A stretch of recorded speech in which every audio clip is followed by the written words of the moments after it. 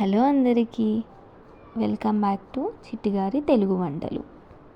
Today మన recipe వచ్చేసి సేమియా పాయసం. టెక్స్చర్తో పాటు టేస్ట్ కూడా చాలా బాగుంటుంది.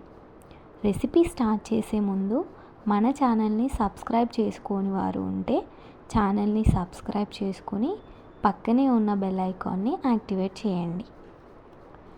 రెసిపీలోకి వచ్చేస్తే ముందుగా స్టవ్ ఆన్ చేసి ఒక గిన్నె పెట్టి అందులో సేమియా వేసి కాసేపు వేయించి ఒక బౌల్లోకి తీసుకుని పక్కన పెట్టుకోవాలి.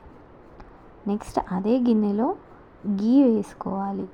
గీ నచ్చని వాళ్ళు ఆయిల్ కూడా వేసుకోవచ్చు.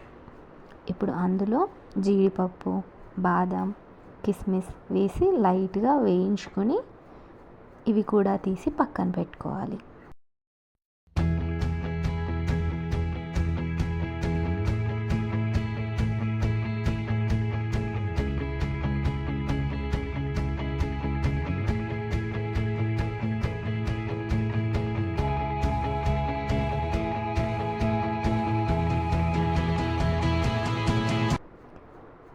మళ్ళీ అదే గిన్నెలో పాలు పోసి అందులో షుగర్, ఇలాచీలు కొద్దిగా స్మాష్ చేసుకుని వేసుకోవాలి. పాలు కాస్త మరిగాక అందులో ముందుగా వేయించి పెట్టుకున్న సేమియా వేసి బాగా కలుపుకోవాలి.